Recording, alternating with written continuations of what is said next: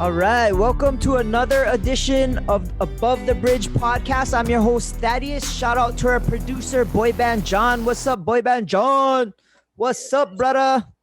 All right, shout out to our sponsors. We got two of them. Defend Hawai'i. Get your fresh gear. Their flagship store is located in Windward Mall. No one.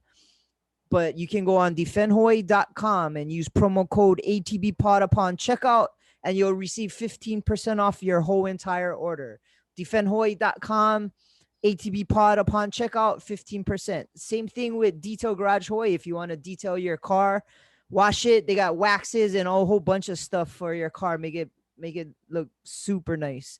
DetailGarageHawaii.com, same thing. ATBpod, 15% off your whole entire order. All right. Okay, so today, my guest for today, he is one of Hawaii's top skin divers. He always gives me fish, so he gotta be one of the top. He also ran the COVID testing team for one of the Disney shows that's gonna be airing soon, that was being filmed in Hawaii. But most of all, he's one of my best friends and pretty much my brother. Jaren Chun, what's up, Jaren? How you been, brother? What's up, my man? Thank you for having me tonight. Good to have you. Fuck yeah. It was a matter of time before I got you on this thing. Figure we on the bridge anyway. I know, yeah. It's either on the bridge, above the bridge, Over the bridge. almost off the bridge. Oh, brah, you just got married, brah. How was that? It was good. It's the trip. It's good. It's really good. Do you feel different, or like what's the deal? Yeah, I guess for me, I feel different a little bit. I take it serious. It's a big commitment, so I kind of feel like I embody it. I'm kind of happy. It's nice because I just feel like no stress, no worry. I can kind of just do my thing, move on with my family, and just kind of keep being me and take care of my family. So it's good. Yeah, it's like an ending, but like a beginning of a start. You know what I mean? Ending of what? Ending of my ruckus. Bachelor life. That's a good thing, bro. To be honest, your wife, I was gonna say girlfriend, but she's your wife now, is pretty awesome. She does an amazing job with your guys' son, and bro, I couldn't be more happy for both you guys. And props to her, bro, to marry you. That's like, it's a good balance, bro. You guys complement each other perfect. She can tame your ass. Gang, you know what I mean? She's my better half, kind of. She can handle me and do my shit, so that's a lot. Yeah, that's a lot. But your wedding was beautiful, man. It was pretty intimate, and because of COVID, but brah, I was super happy for you. I thought it went amazing, and to see everybody's family and stuff there, and she's from Maine, so her family came down, so it felt really close, bro. And I was glad to be a part of it, and to share that moment with you guys. It was pretty cool. Well, so congratulations, bro. Thank you. It was good having you there. It was good to have all my friends there. Like you said, it was nice. Really small. Like, it was able to kind of talk to everybody, see everybody.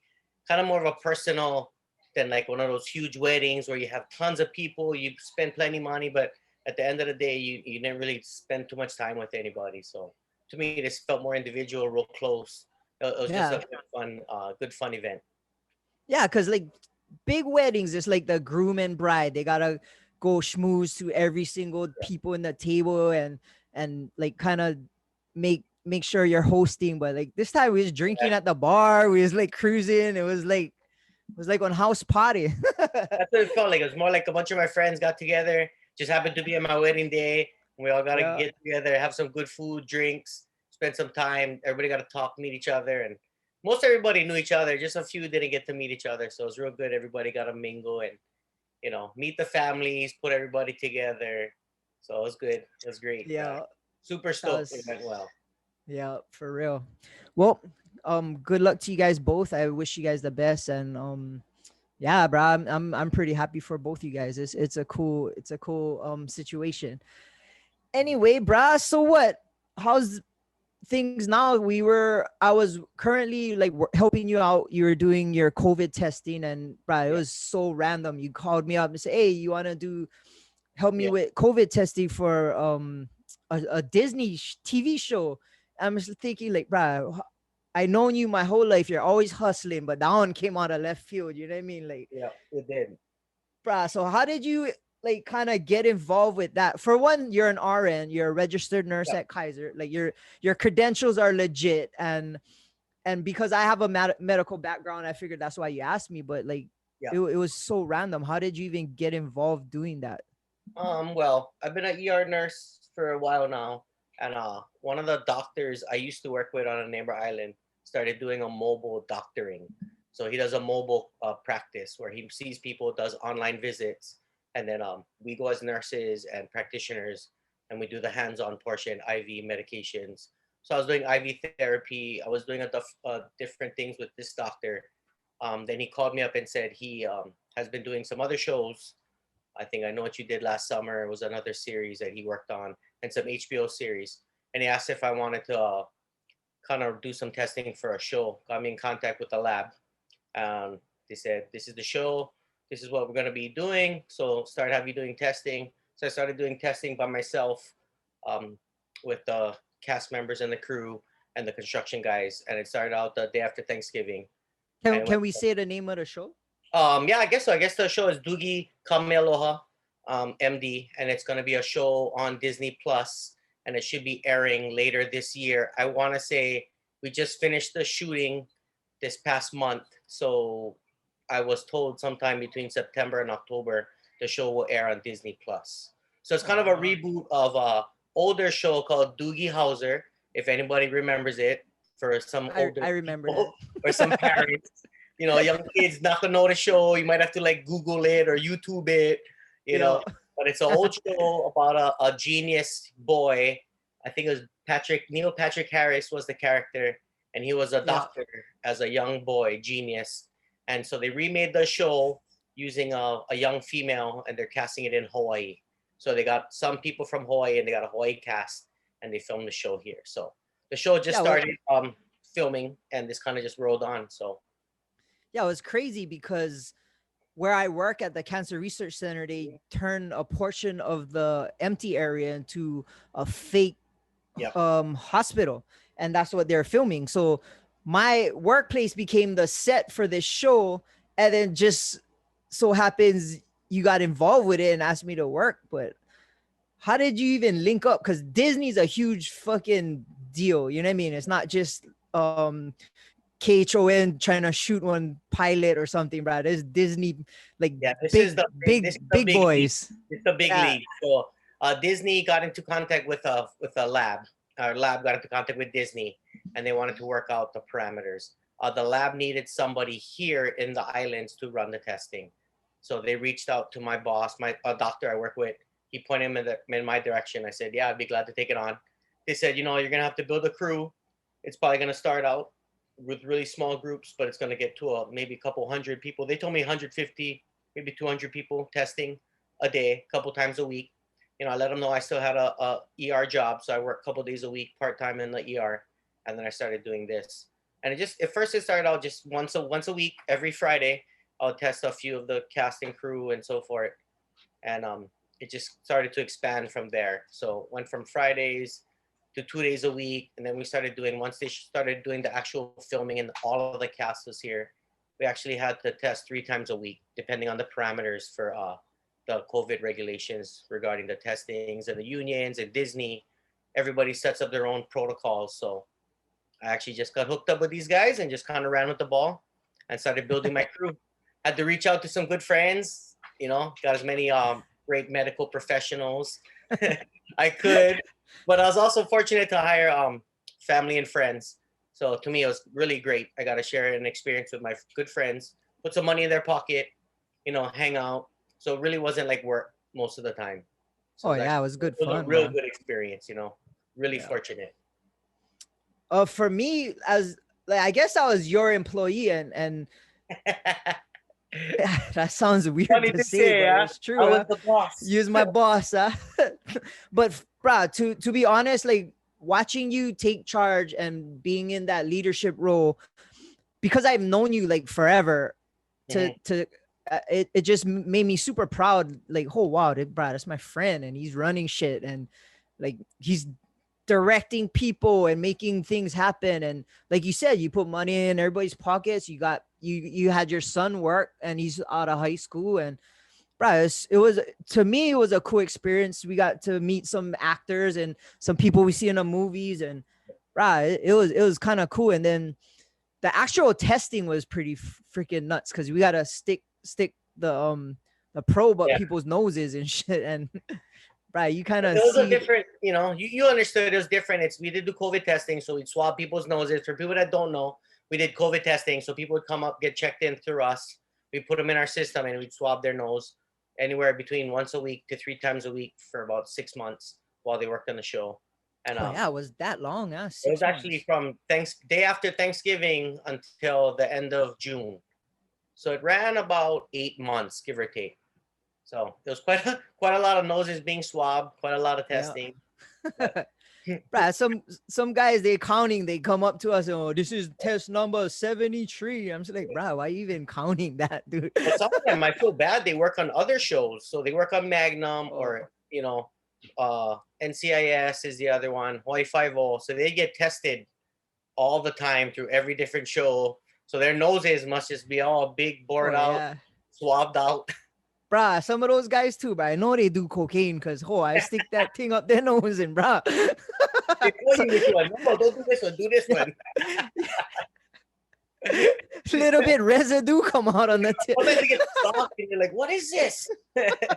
Boogers, bruh. How much boogers came out when I was doing them? And you trying to be cool. I was like, brother, that's your fucking boogers. That's what made it fun, because, we kind of got to get personal with people. You got to kind of get into their personal space. So for some of them, it was nice. We actually built a little bit of a relationship with some of the stars and the cast and the crew. So it was actually fun. We actually got to all bond together, working together. So it's good to have our friends, our family, my son, I have my fiance and now my wife working. A bunch of my friends are working. My friends' girlfriends are working. So it was a lot of fun. It was great. I enjoy going to work. I know, if we could do that full time and get one pension and fucking we got medical. If I could get us benefits, I'll quit my day job. Hell yeah. Great. We was raking, bro. It was good fun. And like you said, bro, we got to meet a lot of cool people. And bro, I met some movie stars that like Bruce I actually watched on TV, bro. I don't know if we can name names, but bro, Bruce Lee, that's all I can say. Yeah, Bruce Lee. Rapa Nui. Bro, like, what was the biggest like encounter that was kind of got you all frustrated doing that?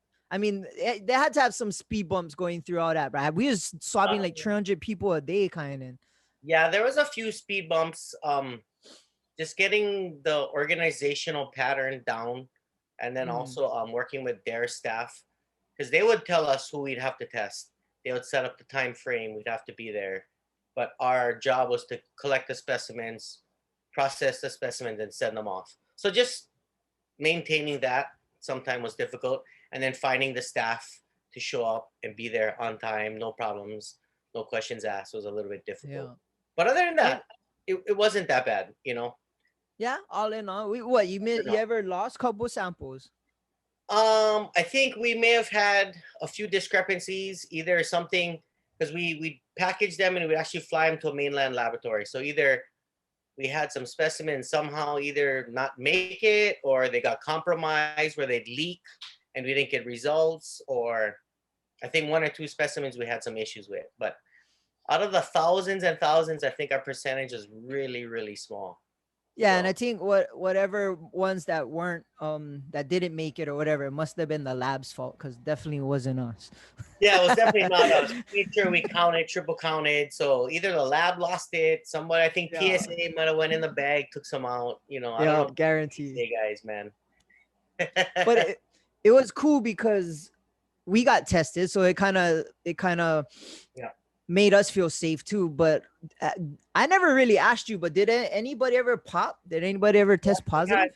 So the way I was started was we didn't swab people the same way I do it professionally. When I work in the ER, we do really far back both sides. So we were just doing front swabs, but we had a few positives come up. So we were doing accurate testing, and we have a very accurate lab. Because a lot of the testing collection process depends on the lab processing. As you know, you work in a lab, and the Yeah. capabilities of each lab. So our lab was very accurate. So we got a lot of good results, and we did have some positives, which was a good thing, which is make things difficult, but that's what you want. You want to at least know you're having accurate results and doing Yeah. good work. So And what, they shut down production when they had a positive, or? um I guess a lot of it was up to the health and safety managers. They had health and safety managers with COVID, and they ran the production side of safety and COVID protection and prevention. So what they do is they did contact tracing throughout their entities, see who the person was around, when they were Oh, around, and how many people are there around, and then they quarantined people and took extra steps, doing extra testing, and then more precautions.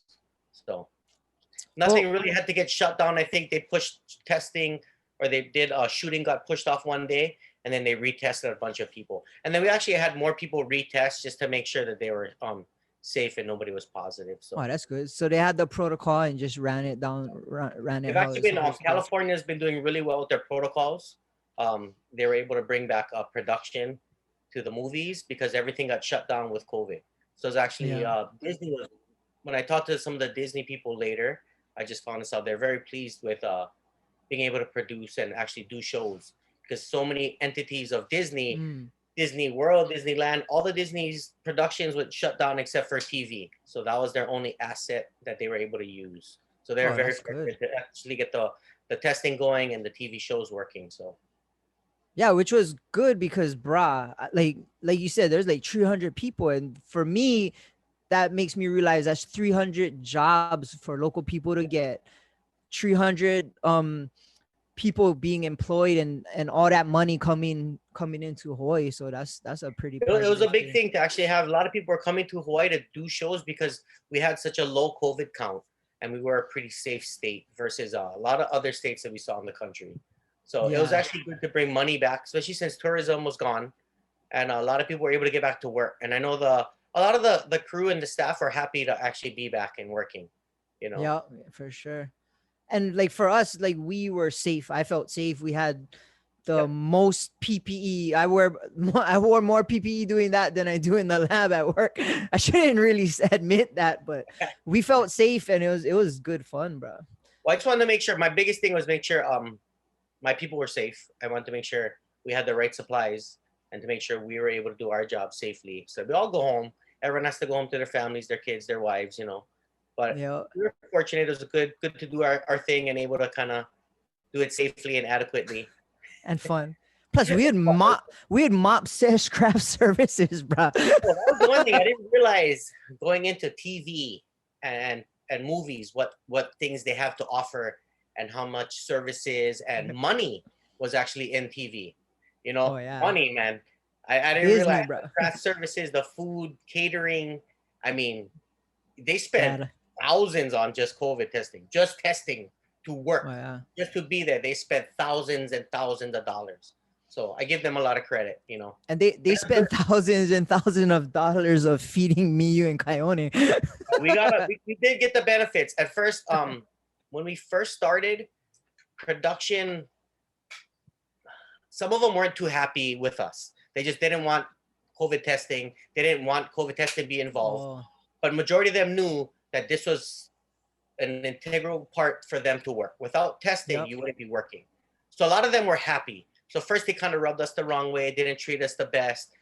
You know, one day we had to like work in the rain and we were literally outside under tents in the rain, samples getting wet, our papers were soaked, and it was a real bad day. I had to actually send some emails and some calls.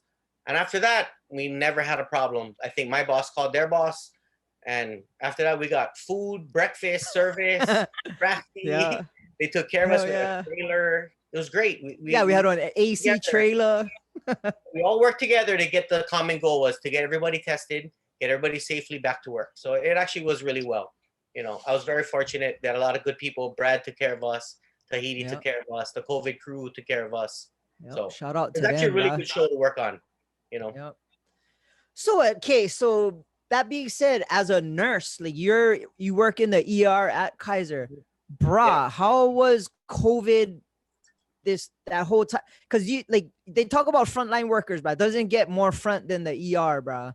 So how was that as a ER nurse, like That dealing was with crazy fuckers thinking they got COVID, or like how was the hospital situation? it was real difficult at first because a lot of people got scared. A lot of people were scared. You know, the one thing with that is it's the first time ever in our careers we had to rewrite how we use masks and PPE, and we never have PPE. This is the first time I've ever had a shortage of safety equipment, and then also reusing safety equipment. I had to fight my union and fight my hospital to make sure we had adequate supplies.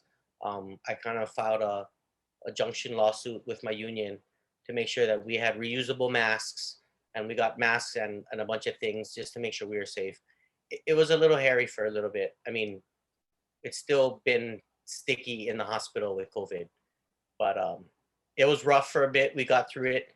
It was very stressful at a time, and I kind of hated my job for a little bit. But at the same time, I did feel good knowing um, that I was doing something good. I was always out there being positive, making a change in the world instead of bitching and complaining about it. That I was Yep. actually down in the trenches doing something about it every day. So I felt Yep. good. It felt good, but it was a little. I had a newborn son. You know, I was a little worried. We did not know what this was like. Just looking, AIDS came out, and all these different pandemics and epidemics come out. You don't know what you're dealing with. When we dealt with Ebola, was the same way. You don't know what you're going in to. There's no information. There's nothing There's no background, no history. It's just, well, this is what you're gonna deal with. Get to work. So Yeah. it was a little stressful, but it was good at the same time. What was the craziest thing you had to deal with like people coming into the ER, bro? I know like sometimes people can rub you the wrong way, and Rub me the wrong way, but the Kanihoi boy come out. fighting with people over masks was crazy. Like I never had people fight us over not wearing masks and not believing the virus and believing it. Mm. That and just dealing with really, really sick people, like being scared for my life and dealing with really sick people at the same time, because we didn't know what to do. It's Yeah. even when someone has a heart attack and colds, you're scared to be in the room, you're scared to be around them, but at the same time, this is something that I need to do. This is part of my job. So there's an inherent risk I take working in the ER, I guess, that I've always had. But I just want to make sure I still can come home to my family. Like it's my job, but it's not all of me. It's just how I Yeah. pay my bills. It's my career. It is a part of me, but it's not all of me. It's not who I am. It's just what I do to pay my bills, but it's a big part of me. I still want to make Yeah. sure I'm home for my family and my wife and my kids. It's always I gotta come home. Yeah. Whether it's diving, fighting, drinking, nursing, I gotta come home. I got Yeah. kids, I got a family, you know, I gotta be home for my family. So Yeah. Well, what I liked about seeing like the pandemic, how the community treated the frontline workers, like even raw. myself, bro. We had The choke most food food, coming the to the most yeah, lunches I've ever had. yeah, The most thanks we've ever gotten. Because a lot of yeah, times as an ER nurse, you don't even see the family or people afterwards. You just see them there and they're gone. You never yeah, see the end result. You don't see the end of the race. You just start them up, save their life, and move on. And that's all you do. yeah, So it's nice to actually get a thank you, to yeah, see for people real. behind you, you know. How much food you guys got, bro? I had Man, donuts, all kind. pizza, donuts, bentos, cookies. Yeah. Churches brought us like clothes, masks. So it was really nice to see, especially in Hawaii. We have such a tight knit community. To see the community kind of put together to take care of each other, and Yeah. for to be down in the trenches. Because I'm not the only one. There's firemen, there's police, there's people that are in front of us that come before us. But it's just nice to feel the support, especially when you're out there giving your all. To know that it is appreciated. So Yeah. I appreciate everybody. Thank you for all the people that donated food and gift cards and things to my ER. A couple companies gave us free gear, free supplies. Oh, I got a nice. Columbia jacket for all the ER nurses, so it's real nice. So Yep. And anybody like keep it going, bro. Bring some food to the cancer center anytime. yeah, Like, hey, we're still it can working. still tank, bro. It can still tank. Yeah, exactly. It can still tank us. Anything but pizza. I'll take anything but pizza. I'm all pizzaed out already, but Oh we're, yeah, we that's still the appreciate it. go-to. Yeah, Yeah. it's always the go-to is pizza, but we appreciate it. Sometimes when you don't even get a break to pee or to eat, it's nice just to be able to grab something stuck in your mouth, feel Yeah. thanks for a minute and get back into it. So Yeah. Okay, so wedding is done. Doogie Hauser's out off the island. So what, yeah, bro? You get some free time. You can get back to being what you love to do, bro. Diving. How's that been? it's been good. I think I dove this many times this year. I think maybe 5 or 6 times this year. When usually that would be this times in a month maybe. So In it's a been a week. little bit of a challenge for me, but it's been good because water for me, the ocean for me is my therapy. It's my respite, my church, my spiritual. It's my physical activity. I swim for miles a day. I get good cardio. It keeps me in shape. Um, it kind of calms my mind. I kind of ADD a little bit, so it's good to kind of have a nice place I can kind of review things. Everything stops. Everything goes away, and I only worry about one thing. Breeding. It's nice. Yeah. So hopefully Yeah, I'll be everything back on nothing matters when you're on the water other nope, than breeding, right? shoot fish and then air. Which is more important. First it's the fish, then it's the air. If you don't get the fish, it's the air. So not to give out your secret spots, but where you usually go, bro? Oh, I'm a Kaneohe boy. I'm a K Bay diver all the time. I pound the bay. I love the bay, but I'll go Right, just go anywhere there's good. Coconut Island, bro. Get drop off reef. You just can't Yeah, get there's caught. a lot of good. There's a lot of good drop off reefs. You'd be surprised what you can see in the murk. You'd be Oh surprised. yeah. But I tell you, there's a lot of stuff in that bay. There's a lot of stuff in that bay. What, plenty people dive in that bay or like here and Yeah, there? Or... a lot of people do dive. I mean, you got to think Kaneohe Bay goes from the military base all the way to Kualoa. That Okay. space itself is humongous. You can dive inside the bay, outside the bay, all kind of encompasses Kaneohe Bay. So there's quite a lot of grounds in there. You get really shallow water, taco grounds. You get deep water on the outside. There's big channels on each side. So it's a lot of good grounds, a lot of good area. So when you dive, like you just what, snorkel fins? Oh, I do full wetsuit, weight belt, fins, long fins, mask snorkel, gun, buoy. What kind of gun you use? Right now I run a couple. I have a bunch of high fancy guns. I have a Darrow Wong. I shoot a Darrow Wong gun regularly for the reef. I have another Kawhi custom gun. I have an aim right gun. I have about 6 or 7 nice guns. What is It's that? nice Like to have a little bit of a quiver I can pick quiver. from. Depends what I'm doing. If I'm in a deeper water, I have a longer, bigger gun we call blue water gun. Then I have a smaller gun I shoot on the reef. I have a couple in between guns that I use all around. And then I have like a little small gun I use at night. So is that because you want all those guns or you need them? It's both. It's almost like you need the right tool for the right job. That makes sense. That makes So sense. it's kind of like, if you own guns or if you own knives, it's like you need the right knife to cut the right thing. And it's kind of the same way with the spear gun. You kind of want the nice right gun for the right job. That's kind of a shitty analogy because both of us have way more knives and other toys than we need. Hey. And it's not for the right tool. It's just for half. It's also good to have it all around. Just in case you need that one go-to, you got to have the one backup go-to all the time. So, like I know. Yeah. I'm kind of a knife. I like knives too, so. Yeah, for sure. So what's usually running in the bay? Like what do you normally catch when you stay diving?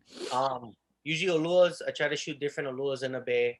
Sometimes there's golden striped lures called pow-pows. I love to shoot those.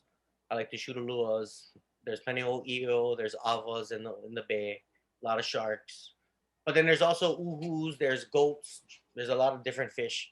So if you dive outside of the bay, you can find almost anything. Octopus, nice lot of reef fish. You can get deep pelagic fish.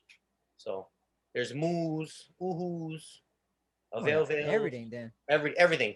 Even a bunch of coles. So there's down to like stuff from taco to fish fry, all the way up to giant blue water fish. Bro, you and Spear what was it, a swordfish? Sailfish. Sailfish was a sailfish. Yeah, 94-pound sailfish in Samoa. Oh, and Samoa. Yeah, I took a trip a couple years back. Went to Western Samoa, so I left the country. A buddy of mine is Samoan, and he's got a family there. So we stayed at his family's resort. We stayed there for a week, and then we just dove every Wow, that's day. crazy. That was my boy. Shout out to my boy Felice. He's in Italy right now, so he'll be back soon. Pound some more fish. Hopefully next year we go American Samoa. Oh, nice. So the sailfish, that's what they have, the sword nose kind of. Yeah, a big sword. Looks like a marlin. Has a big sail. Yeah. It was huge. I have the I cut the sail. I mean the bill off, and I have it in my garage. Right, that team couldn't just come and poke you with that. I actually was worried. That was one of my fears, was it was gonna come at me and stab me. How'd you plug them then? Actually wasn't trying to shoot big fish. We were trying to shoot smaller fish for bait, for chum, we call it. So I just had my reel gun. I was swimming around. We actually just jumped off the boat, swam towards the island to kind of shoot some fish in shallower water.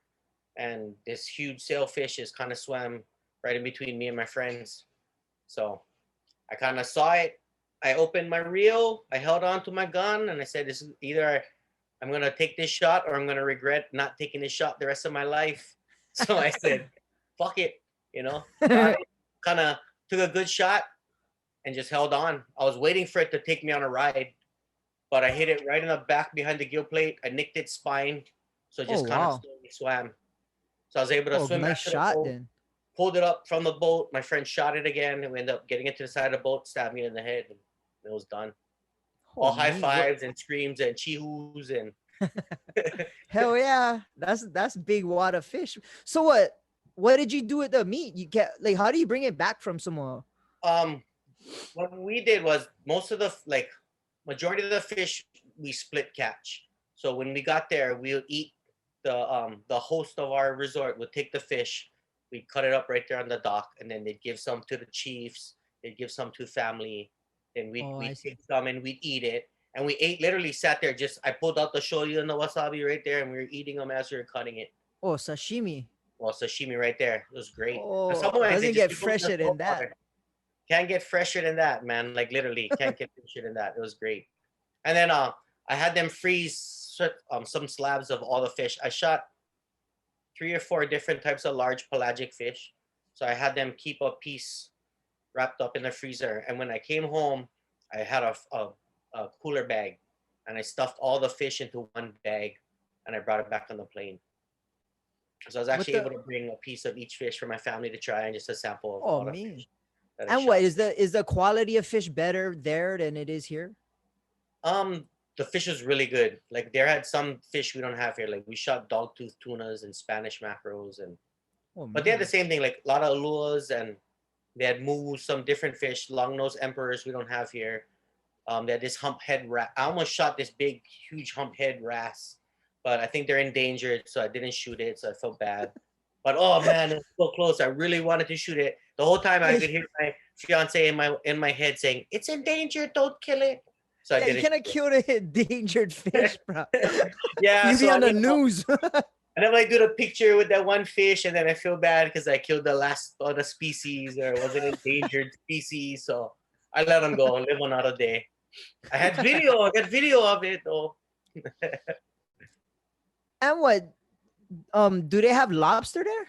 I know they get Samoan crab, obviously. Lobster. Yeah, they get Samoan crab. I don't think they call it Samoan crab there. But had lobster there. Had a lot. So it was good. We did one night dive with the village at night. There is a commercial fisherman. He takes all the village kids out diving. Oh, mean. And then they sell fish, and that's how a lot of them, how they make their living. And it's actually it's not a very rich country, but it's a very humble country. So it's nice to meet people, you know, different quality of life, different kind of life. You know what I mean? So, but it was really nice. Watched. I didn't care about having a watch. I didn't care about having a cell phone. You know, you didn't go by the time of the day. You went by where the sun was and what you had to do, dinner Oh, time, breakfast time. So it was really nice. It was kind of a nice change of pace. Do they party in Samoa?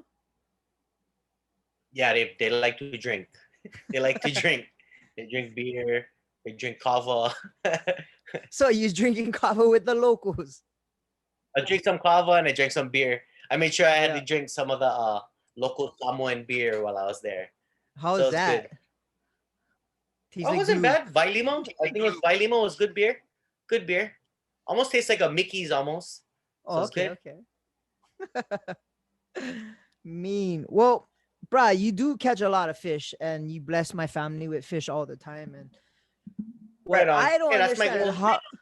how the hell you learn how to cook? Cause, bruh, you've been getting pretty creative with your recipes. Yeah, it's nice to make it into the fine delicacies you get in a restaurant. That's kind of the way I want it to be. And after COVID, especially with COVID, and just I wanted to turn the fish that we have into stuff that I buy. So I rarely buy fish. You know, if I can catch it myself and make it myself, I try. I just ask people, try recipes, look up recipes, and then kind of just try it, tweak it, make it my own, and then kind of just work it from there. Yeah, cause Like I never yeah, made some so much sushi as I do now. probably what for like sashimi. Like I didn't even know you could eat ulo as sashimi. Yeah. It's like Oh what's the yeah, one of my best? I like pau pau. So there's a pau pau ulua. It's a golden trevally. It's a striped ulua. That's one of my favorites, hands down for sashimi. It's really really good. It's like It's better than hamachi and all that kind. oh I think it's probably better than hamachi for sure. Oh, It's for really real? mild, real nice tasting fish. That was what I just had on the last couple of days on my Instagram was shooting pau paus. So it's really good. They've How been down. big of fish are those? Like There's a lot of size good. wise? Um, it was probably right around 10 pounds. My bigger ones have been like 13 to 15 pounds. Oh So, me. and it's actually making sushi and other stuff. You can feed a lot of people with a couple pieces of fish. So, Oh yeah. It's mostly rice, that's why. Penny rice, yeah. Well, plus it's the Asian is the a lot of the other things. The fish is in the main course. It's kind of like the side to accentuate your meal. Yeah, yeah. Oh, that's good, bruh. I mean, your family must enjoy having fresh fish all the time, and when My family's creative chef. spoiled. My family's spoiled. They know No they're shit. spoiled. Can't even I order. know. We go to a restaurant to like, oh, this fish isn't fresh. I'm like, oh, you guys are so stuck up already. Too much good fish at home. You gotta But slow like, it down. I was actually like when my in-laws were just here and they had some fish, and my father-in-law doesn't eat fish or sushi, but he ate all my fish and my sushi. He said it was the best fish he's ever had. So made me Oh feel a little me. bit better. I felt pretty good. I told him you're If, probably just not eating fresh sushi. oh yeah. If it tastes 7-Eleven like kind of. yeah, if it tastes like fish, it's not fresh. You know, Yeah. fresh fish Yeah. shouldn't taste like fish. It shouldn't be fishy or smelly. You know. Yeah, that's what my dad said. If you're the freshest fish, fuck, that was hard to say. The freshest fish smell like the ocean. They don't smell fishy. Yeah. That's how Doesn't. he would tell me. Yeah. That's why I tell him. Even my wife will know when she goes to a restaurant. If it tastes fishy, it's not fresh. It's old. And you can tell when they feed you not fresh fish. You're like, this smells. It smells like fish. It's not fresh. Yeah. Bro, we had Kizuna the other night and their fish was pretty good, but bro, I Hey, gotta shout tell out you to Luna. what is They that? were pretty good. They had some good sushi, some good sake, some good rolls. Oh yeah. Last time I was with you guys and the boys, it was all about the sake. I could have cared less about the fish. Man, We was lit up in there. I'm surprised you not didn't get even kicked out. sushi Kool-Aid had so much sake. Bro, it's smooth, that's why. You know what I mean? And after like 2 bottles, it don't even matter. It was just like this. Yeah. Plus, Like, too, they where's the food? fucking give you a little tiny glasses, so you don't even know that you pounding plenty of that. Yeah, it makes it too easy. And after a couple, it doesn't matter. Bruh, you wanna know something nuts? I went to try to take my daughter to Haliva Joe's for her birthday yesterday. Hmm? And okay, it opened 4:30, so I try to get there early, thinking, okay, my dad, he's older, so he likes to eat early. Bro, we get there 4:30, get one line, like one Bruh. fucking line. And I've never seen it like that. And me and you used to go Hollywood Joe's at least once a month. You know what I mean? Yeah. Was a line. We wait for maybe about 15 minutes to just put our name down. And when Wow. we get there, they tell us, oh, it's gonna be an hour 45-minute wait. And I looking around and it's all tourists. And Hollywood Joe's is the Kaneohe one. And Yeah. that was our spot. That's our spot. That's where all the locals go. It's like the most elegant, well, not elegant, but the nicest dining In place Kaneohe. in, yeah. And bro, that was our spot. You know what I mean? And Yeah. like, I started to get a little bit mad. Like, bro, how are these tourists here? Like, how do they even know about Hollywood Joe's? It's not like there's a sign on the side of the road or like, Would drive bro, right past the parking lot if you didn't know. yeah, exactly. And the parking lot was filled. The parking on the outside streets, and I was just blown away. And honestly, it kind of bummed me out because I felt like our little spot, our little piece of heaven where we go drink beers and eat poo-poos got overtaken by tourists. And it's like, what do we do now? Like, I don't know. Have you been experiencing that kind of freaking Yeah, a little. craziness? We just stayed in Waikiki after my wedding. We stayed in Waikiki for a couple of days, and it was packed. We had stayed outrigger in the middle of the pandemic, towards the end. We got a first responder couple nights, and Waikiki was empty. It was great. We sat on the Oh beach yeah. right at Queens, nobody there. We enjoyed it. We got to actually do things, travel, see Hawaii. No tourists, no traffic. But man, that's gone. All the tourists are Boy, back. My bruh, family was here. We couldn't even get tickets to anywhere. Polynesian Cultural Center, USS Arizona, Pearl Harbor, everything was sold out and closed. So, yeah. Right, that's crazy. Like for me, is I understand like Hawaii lives off tourism and that's great and all, but I like to have like local spots, like our own places. You know what I mean? Like it's kind of shitty to say like, oh, let the tourists stay in Waikiki, Kolina, but because of geotagging and Instagram and all this, they can. Nothing's secret anymore. Yeah, they can find out, bro. You better watch out for your diving spots. You know, somebody gonna tag all Bro. your spots. Hey, us divers, we know about when you take picture, you gotta take pictures somewhere. You know, can show the background. Show once you break the surface, you gotta turn off the video. Yeah, no can. Oh, I didn't even think of that. Geotag Alawai. Guys now they don't want to invest the time to go look for spots and find spots. Yeah. Then they just go online to go, oh, where's a good spot to go dive? Everyone and Hawaii, we hardcore just go, no water, go look. You know what I mean? Sport. This is not on sport. This is our lifestyle. Beat it. Yeah. You like get fish, just look in the ocean. Yeah, go to the store, bro. No need get plenty fish. Yeah. But wait, I know what I want to ask you about diving to go back to that was what are the rules in Hawaii? Like I know in town you cannot dive certain spots certain years, or like what's the rules and what's the like what would happen if you were to break them, like fines or you get arrested? Or I think DLNR kind of runs the show, so they determine there's a lot of no dive spots like Hanama Bay, Waimea Bay, Sharks Cove, where else? Waikiki. So from Diamond to Waikiki is closed every other year. So there's certain spots. That's what to regrow the fish. Yeah. So they're trying to let the fish grow back into certain areas. And like some spots you just cannot dive at all. And then everything else is just regulated by size and bag limit. Certain fish you cannot shoot and even lobster get during certain times of the year. And then other fish has to be a minimum of certain size and you can only take so much. And what do you ever get? Is it like honor system or like, bro, those guys come up to you and be like, oh, I like see your bag? It's an honor system, but DLNR at any point and any time can come and check. So they can check you when you're in the water, when you're diving, when you've left the water. They can check anytime. Has that ever happened to you? It's happened to me. I mean, when I first was a younger kid, I started diving. I met DLNR. I never we never broke rules. I was already I was taught by uncles and older people on this is Oh. what you do, this is how you do it, you know. So I never really worried about regulations. I think when I Because you was started, taught the right way. kind of taught the right way, and then when I got back into diving as an adult, I kind of took it as more of a moral responsibility. Plus, I think when you start out, you shoot smaller fish. You're just trying to shoot anything, just trying to get the hang of things, you know. And then after that, Yeah. you kind of learn a little bit more and kind of get to where you want to Right. be, what you want to shoot. Even throw net, like the eye cannot be a Yeah. certain. Even with like, fishing, throw net, everything. There's regulations on fishing. You cannot. It has to be 2.25 eye, so that the smaller fish can escape through the eye of the hole versus Oh, bigger fish. So, and they're supposed to regulate it all. But the problem is also is DLNR. How much do they really regulate? yeah, that's what I mean. If not, you can see them just sitting down. I mean, no offense to any DLNR guys.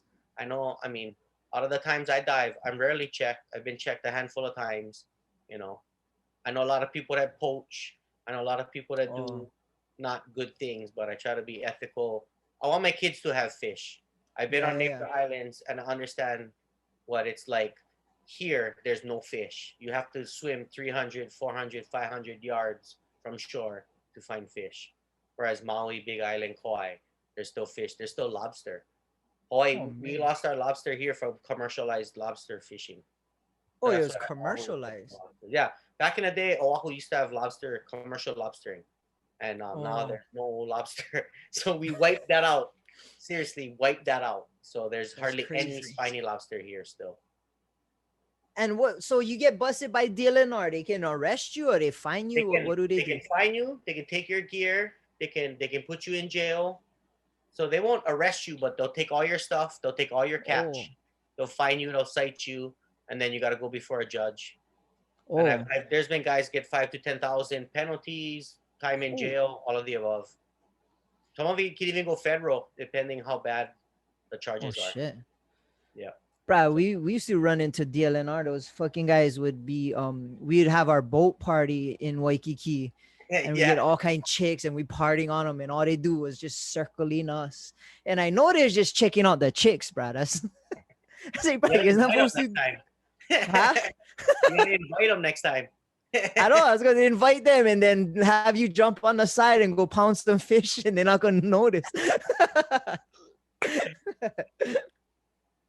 So what, bro? You grew up Kaneohe your whole life. You been, or you was living Maui for a little while. I moved to Maui, so I was born and raised Kaneohe, same place I'm at right now, my parents' home, and then I moved away for a little while, got married, moved to Maui. I lived in Maui for almost 10 years. Then things changed a little bit. Yeah. Kaneohe was back then. I've been back here for about 6 years, 7 years now. Bro, I trip out. Like, for me, I always ask, like, when people from Kaneohe come on the show, is like, how much have you noticed Kaneohe change? It's different. It's a lot. Things have changed. Just the things that we grew up with, a lot of the stores that we grew up with, the small mom and pop stores changed. There's still a few left. Yeah. But, the mall was different. The mall wasn't there. Oh, a lot of things that weren't there are there now. You know, we have 2 Rosses in Kaneohe. I know. McDonald's for a little while.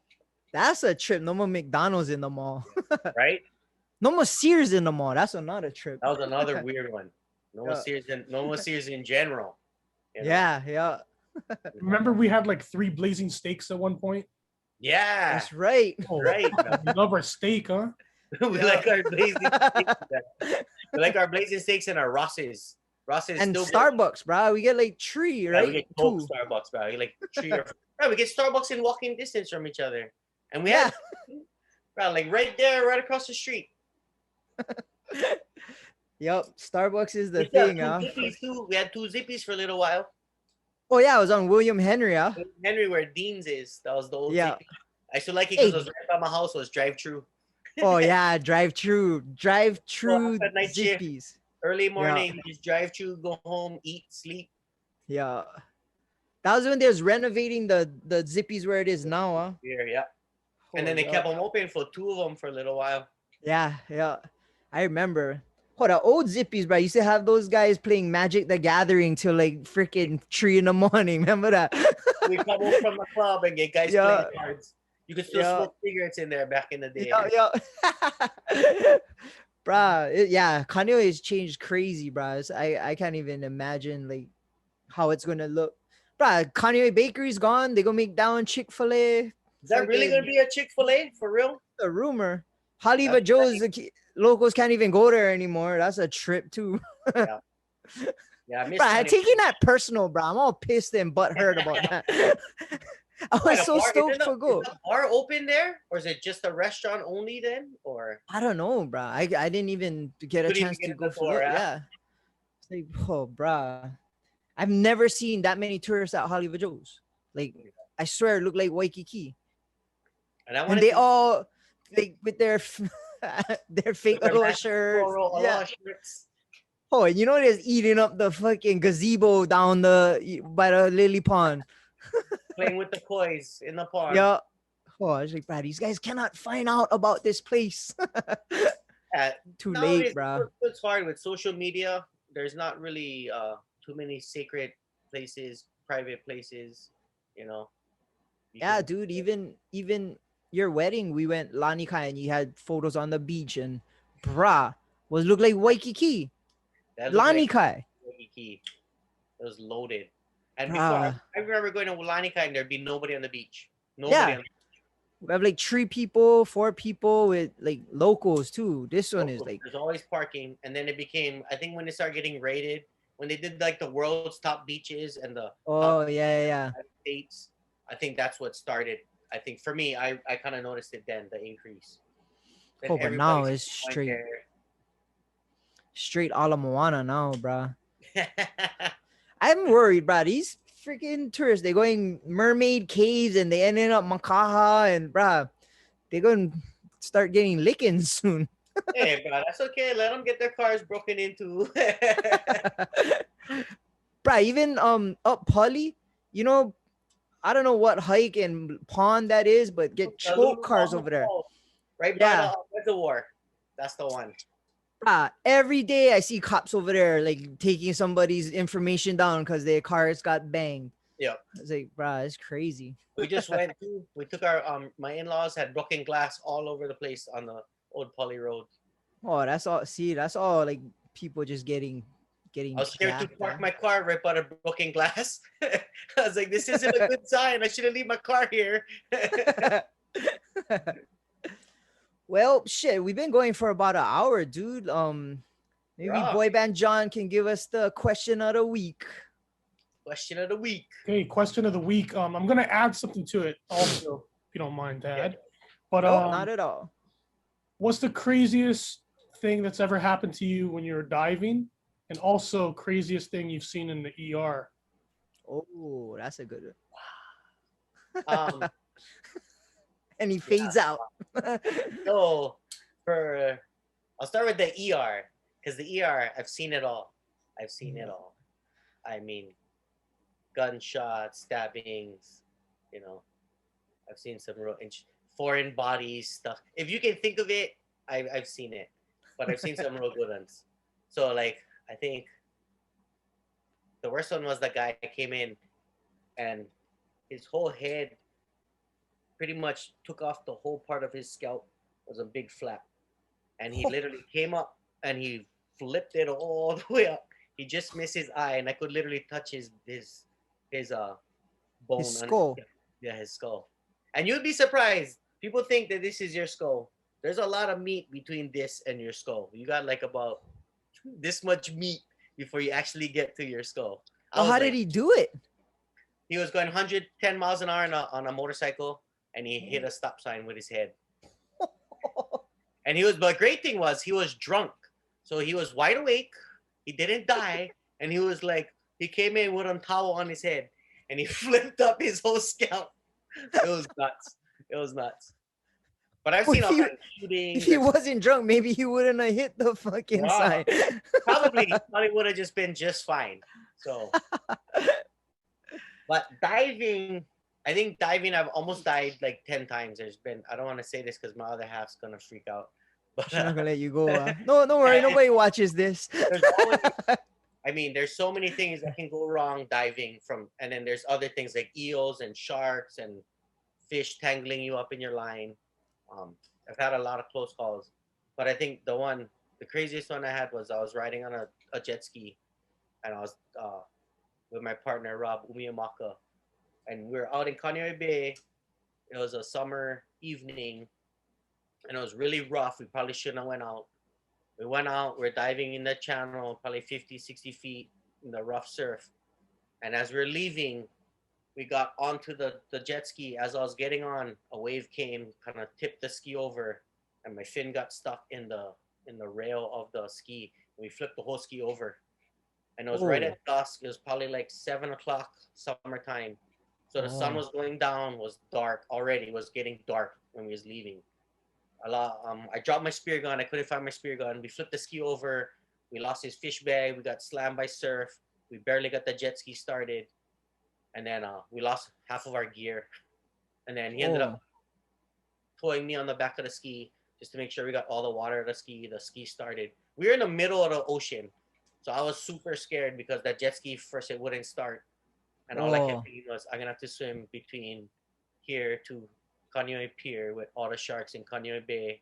It was dark, and I had on my waist, and I just thought, oh shit, I'm not gonna come home. He's gonna break the rule. So I was like, please, jet ski start. And after like the fourth or fifth try, it finally started. And then I ended up losing my gun, losing my weight belt. He lost his cooler bag. We lost a bunch of gear, but we got home safe. And actually, the funny story was that was my brand new gun. I just spent like $700-800 buying a brand new spear gun. That was the first day I used them, and I dropped it, lost it on the sea. But he went back the next day. I was at work, and he went back. Him and his friend did a recon mission, and he found my gun. Oh, how deep was it? Like 60 feet, stuck under one cave, and it was all scratched up from rolling on the reef all night. But he found it. So he took a picture of the fish that he shot with my gun, and in the back of the picture had my gun sitting in the background. So that was pretty cool. A good came out of the bad, but that was a real humbling experience, you know. I've been stuck in the sea. I've had my jet ski fail on me a couple times. I've had to get towed in. You know, I've had some close calls, but that was the one where I thought, oh man, this might be the one, bro. It's gonna be a long swim in if I gotta swim in now, you know, and it's about to get dark. Yeah. And what, you see choke sharks or what, like tigers?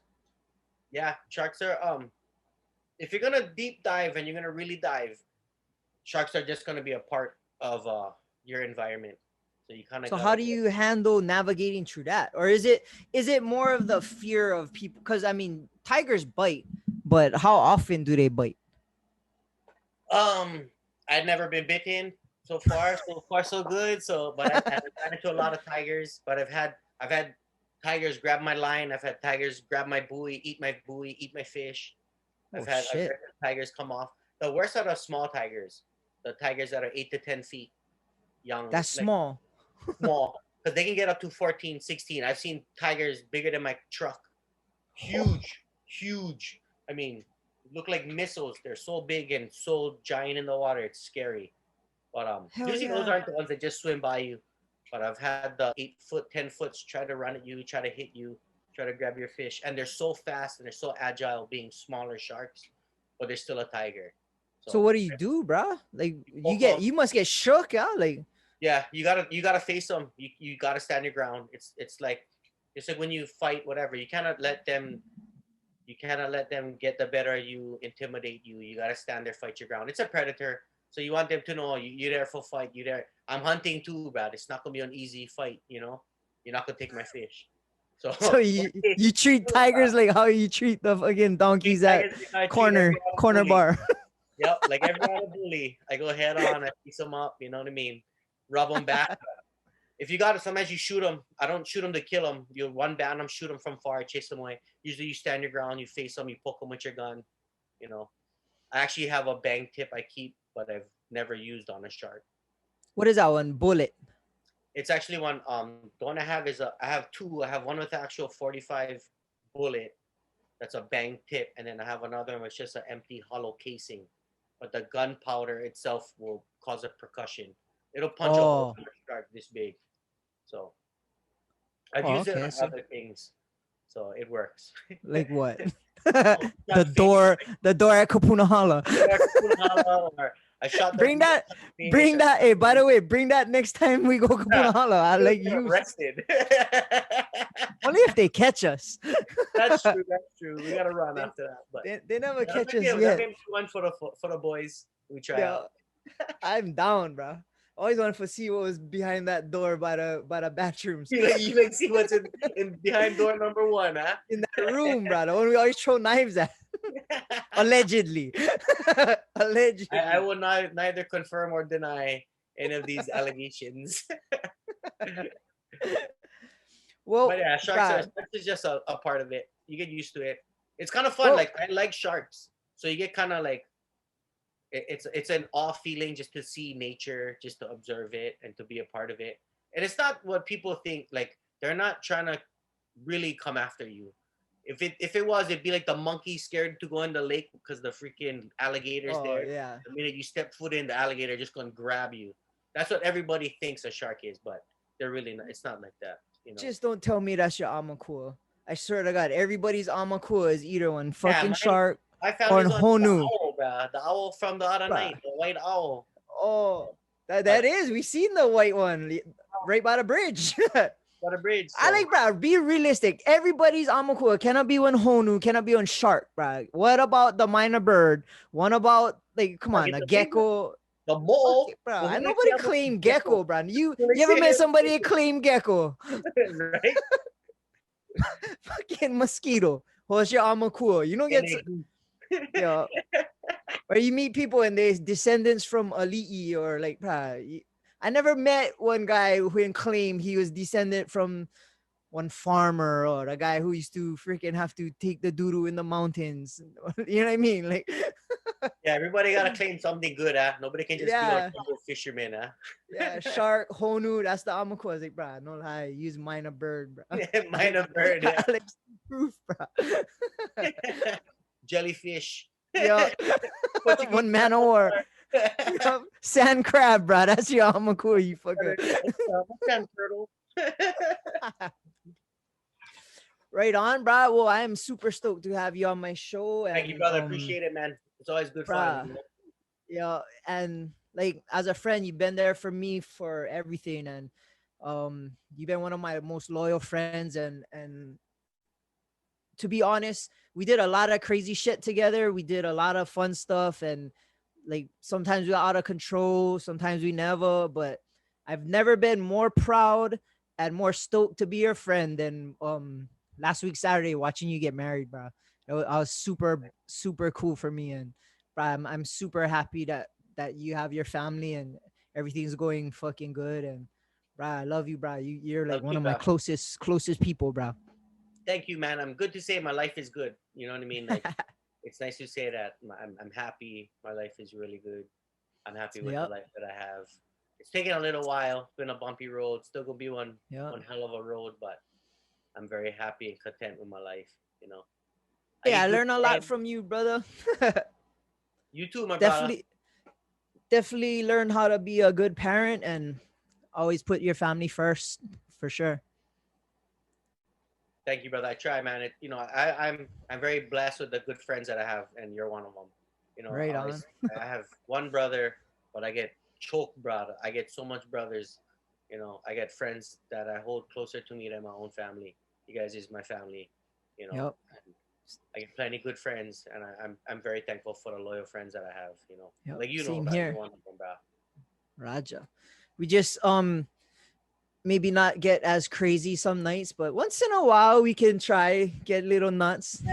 Hey, COVID was good. It slowed us down, right? I mean, Yeah, because we no kept water, so it's good. We gotta stay home, hang out, just cruise yeah.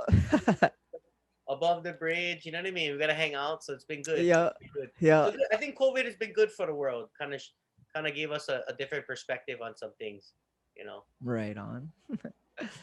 All right. Well, on Instagram, where can people find you, bro? They can check you. You always put up what you catch. You always have a cool picture, like with your big lobsters. You're freaking, bro. It's always cool to see what you're doing. So people can find you where on Instagram? Instagram at Jaren Chun, JarenChun. Yeah, I Right. post all the pics. I get thanks to my sponsors and my supporters. You know what I mean? For They help sure. me too, so yeah, I like to Right post on. pics for my peeps. I love it. I love to cook. I love to cook. I love to put my fish out there and my pictures and my cooking, and then my family. So Right follow on. me on Instagram. Follow him. Also follow Boy Band John, bruh. Follow Yeah, the you producer, BBJ8 the letter 08. Follow him on Instagram. He Yeah, posts some funny stuff, bruh. Yeah. Brother John. Brother John. Also, you can follow me Above the Bridge podcast, our Instagram Above the Bridge Pod, YouTube Above the Bridge Podcasts, our website atbpod.com. Check us out on the web, and my personal Instagram is Thaddy Daddy High. Yeah. Yeah, you. All right, man. Well, thank you again, bro. It means a lot that you came on, and yeah, you're one of my closest friends. Love you plenty, bro. Thank you, bro. Thank you for having me. Right on, John. Mahalo, brothers. Thank you, everybody. Shaka for the cameras.